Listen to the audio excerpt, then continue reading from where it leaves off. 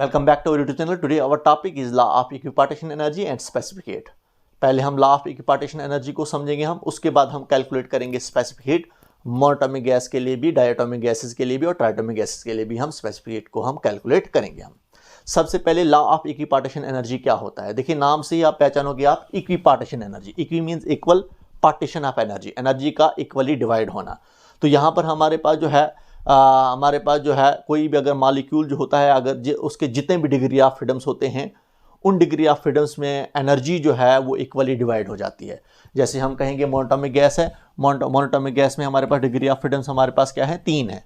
एक monoatomic gas degree of freedoms 3 है, इसका मतलब डिग्री ऑफ फ्रीडम्स 3 होने का मतलब ये हुआ कि हमारे पास एक गैस मॉलिक्यूल्स एक्सिस पर भी मूव कर सकता है, वाई एक्सिस पर भी मूव कर सकता है, जेड एक्सिस पर भी मूव कर सकता है। तो इसलिए इस पर हमारे पास कितनी डिग्री ऑफ फ्रीडम्स हैं, 3 है।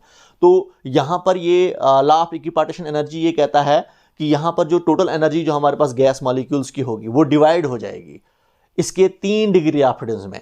जितनी हमारे पास एक मॉलिक्यूल है जब वो एक्सिस पर मूव करेगा उस मॉलिक्यूल्स के साथ जो एनर्जी जो होगी वो एनर्जी किसके कुल होगी, वो 1/2 kT के कुल होगी। के होता है हमारे पास बोल्ट्जमैन कांस्टेंट और टी होता है टेम्परेचर। 1 डिग्री ऑफ फ्रीडम जब वो एक्सेस पर मूव करेगा गैस मॉलिक्यूल्स तो उसके साथ कितनी एनर्जी होगी, 1/2 kT होगी। जब वो वाई एक्स पर मूव करेगा तो वहां पर भी उसकी एनर्जी जो हमारे पास कितनी होगी, 1/2 kT के इक्वल ही होगी। जब ये जेड एक्सिस पर मूव करेगा तो वहां पर भी इसकी एनर्जी जो होगी 1/2 kT के ही इक्वल होगी। इसका मतलब यहां पर एनर्जी जो है हर एक डिग्री ऑफ फ्रीडम्स के साथ इक्वल एनर्जी होती है। वो एनर्जी कितनी होती है, 1/2 kT होती है।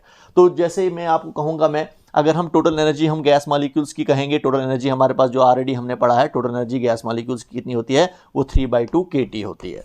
तो इसी को हम अगर डिवाइड करेंगे तो 1/2, अगर हमारे पास 3 डिग्री ऑफ फ्रीडम्स में इसको डिवाइड करेंगे तो 1/2 kT plus 1/2 kT plus 1/2 kT। तो देखिए हमारे पास यही लिखा है यहाँ पर 1/2 kT।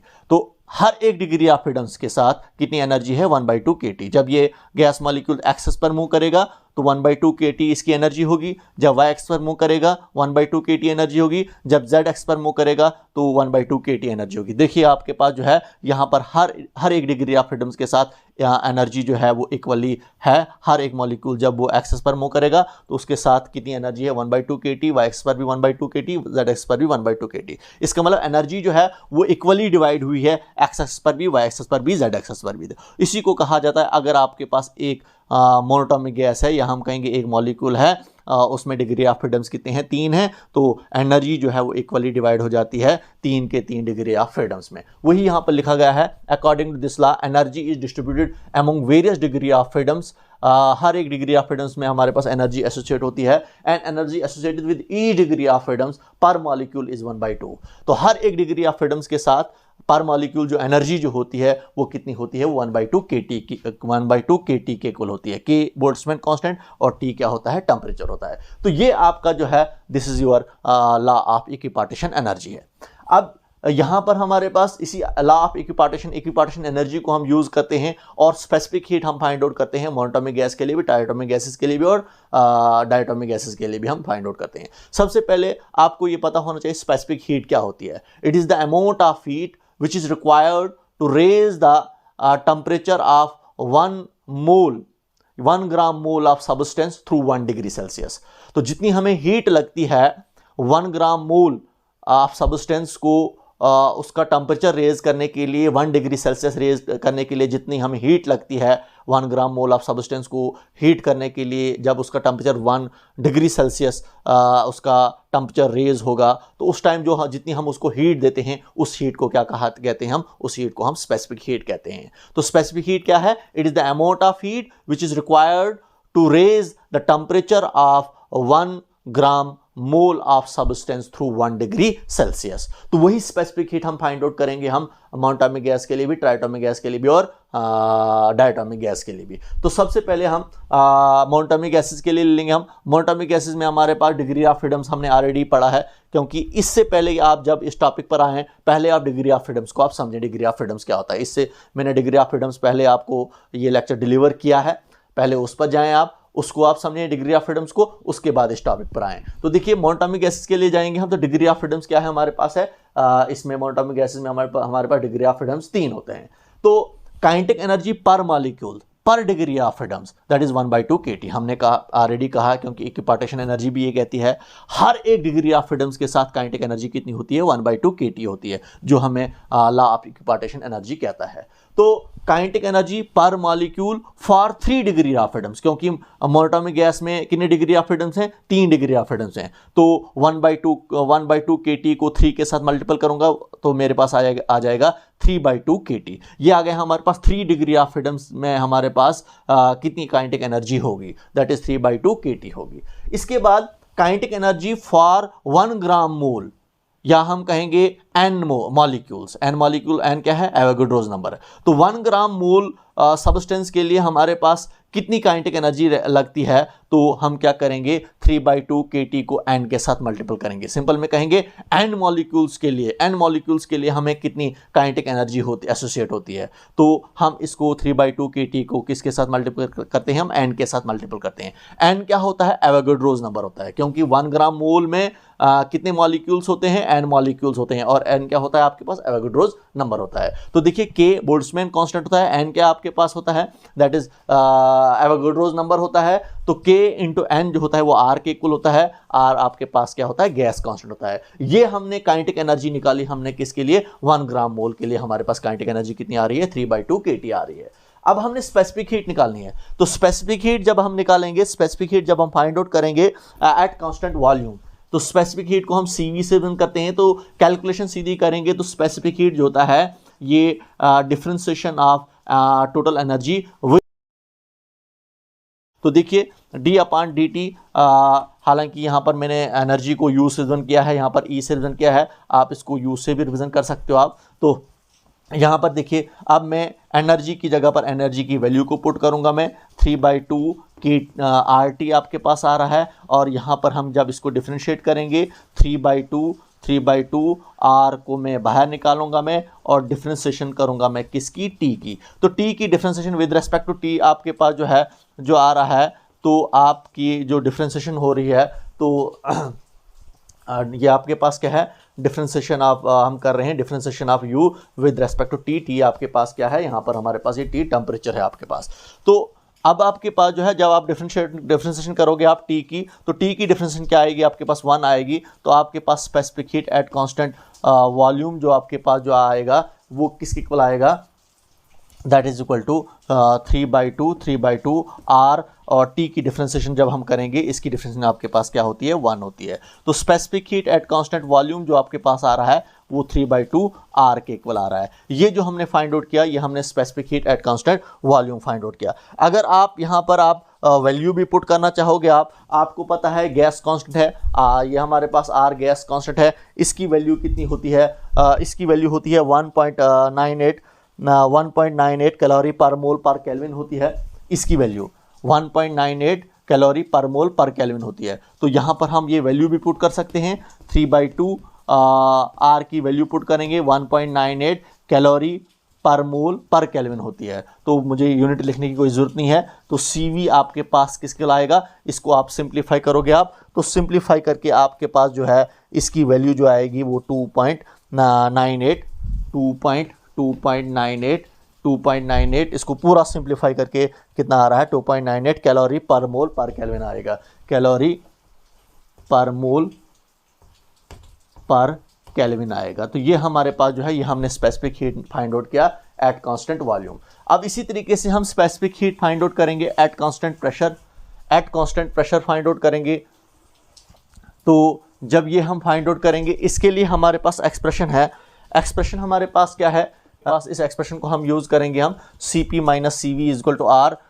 इस एक्सप्रेशन की हेल्प से हम क्या कर सकते हैं, फाइंड आउट कर सकते हैं specific heat at constant pressure, क्योंकि हमने specific heat at constant volume निकाला। अब specific heat at constant pressure निकालेंगे हम, तो R ये माइनस CV उधर चले जाएगा, तो प्लस CV में कन्वर्ट हो जाएगा। तो CP इज इक्वल टू आपके पास किस आएगा, R प्लस CV। देखिए CV की हमारे पास, क्योंकि CV की वैल्यू ये भी है, without putting the value of R हमारे पास CV जो है 3/2 R के इक्वल भी होता है। तो यही हम ले लेंगे यहाँ पर, 3/2 R के इक्वल भी होता है। इसको हम सिंप्लीफाई करेंगे तो क्या आ जाएगा, आपके पास क्रॉस मल्टीप्लाई करो आप, 2 इंटू R हो गया 2R plus 3R divided by 2, ये आ रहा है आपके पास, दैट इज 3R + 2R हो गया 5R डिवाइडेड बाई 2। तो यहाँ पर हम क्या करेंगे, यहाँ पर फिर से हम वैल्यू पुट करेंगे हम, तो CP is equal to 5 divided by 2, R की वैल्यू पुट करेंगे 1.98, तो आपके पास CP इज इक्वल टू किस इक्वल आएगा, इसको सिंप्लीफाई करके आपके पास कितना आ रहा है, दैट इज 4.96 खुद भी आप इसको आप कैलकुलेट कर सकते हो आप, कैलोरी पर मोल पर केल्विन। तो ये जो हमने निकाला, ये हमने फाइंड आउट किया specific heat at constant volume, specific eight constant volume, और ये हमने फाइंड आउट किया स्पेसिफिक एट कांस्टेंट प्रेशर। तो ये हमने मोनोटॉमिक गैस के लिए हम गए। अब हम डायटोमिक गैस के लिए जाएंगे। हम डायटोमिक गैस के लिए हम स्पेसिफिक हीट फाइंड आउट करेंगे। हम इसको हम साफ करेंगे। हम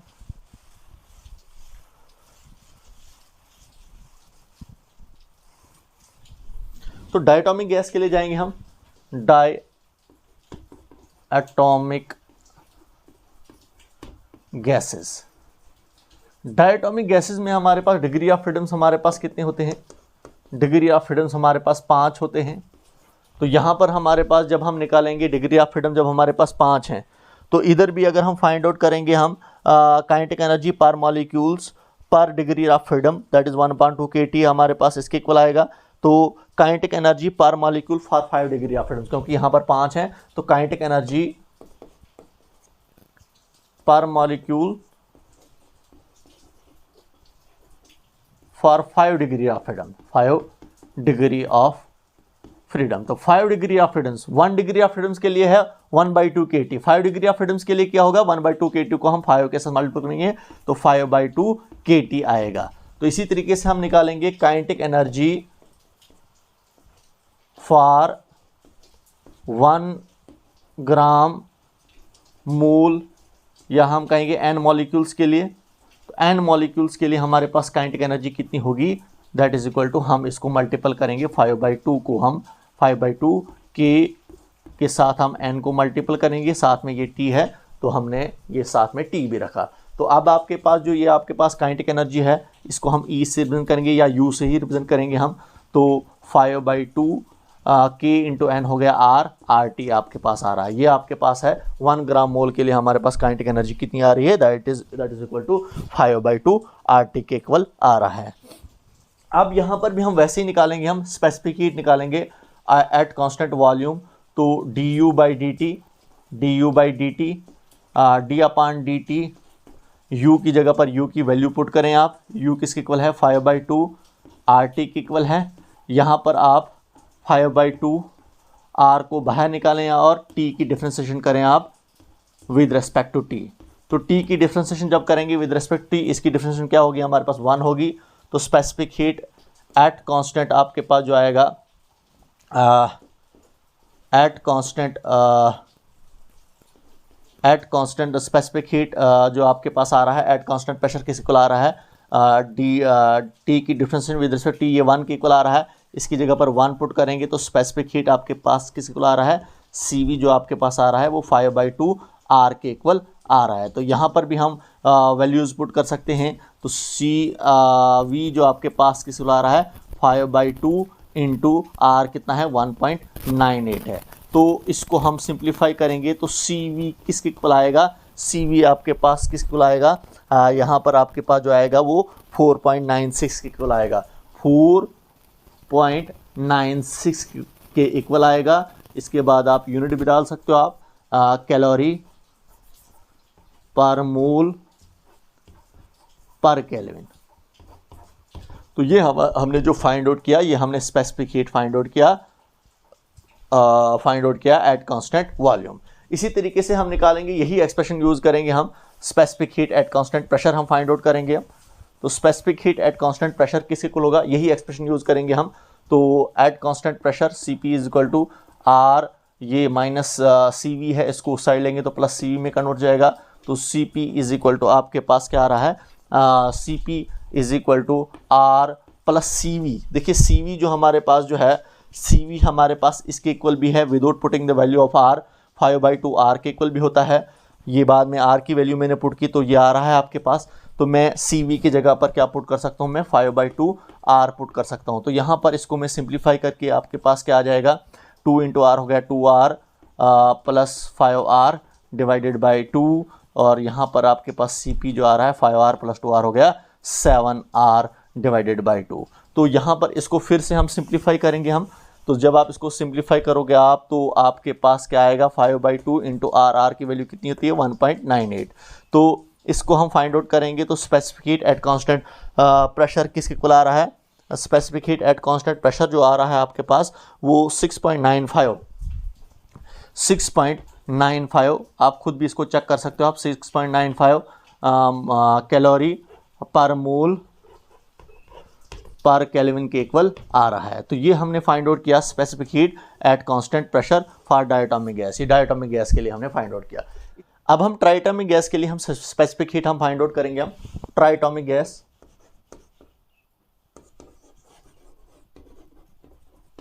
गैसेस, तो इसमें हमारे पास दो केसेस बनते हैं, एक लीनियर कॉम्बिनेशन,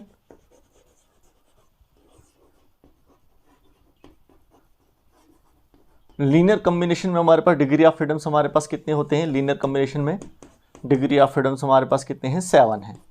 तो यहां पर हम फाइंड आउट करेंगे हम किस तरीके से, यहां पर हम फाइंड आउट करेंगे हम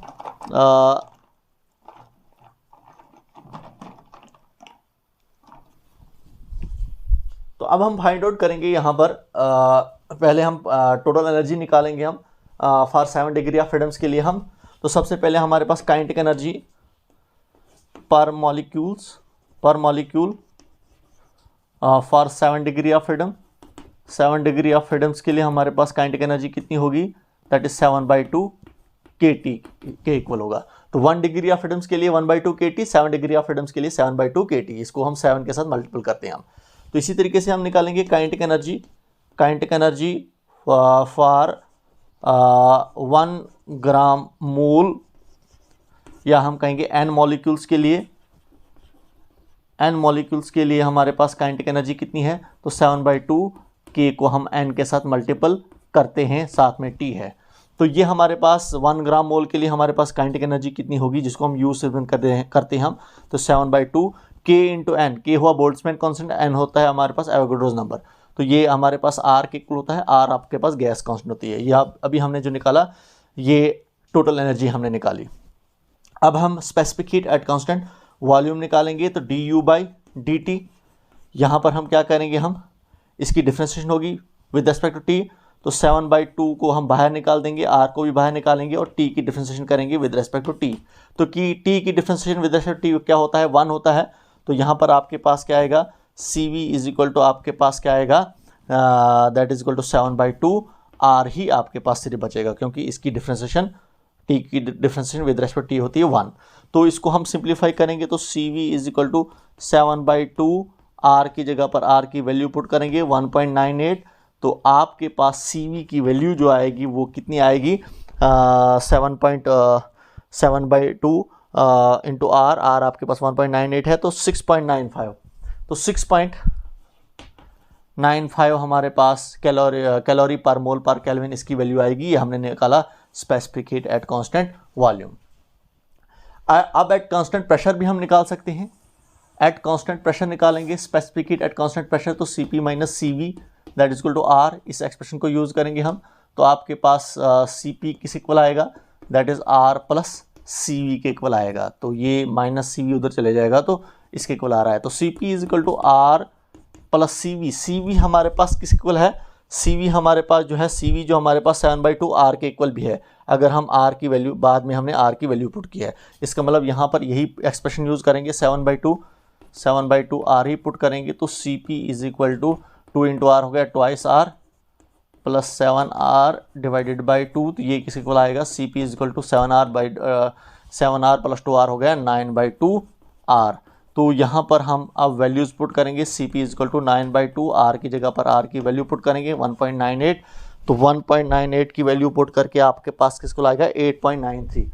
तो ये वैल्यू जो आएगी specific heat at constant pressure जो आएगा वो 8.93 कैलोरी पर मोल पर केल्विन आपके पास आएगा। तो ये जो हमने निकाला, ये अभी जो हमने निकाला, ये specific heat at constant pressure निकाला, ये हमने specific heat at constant volume निकाला हमने।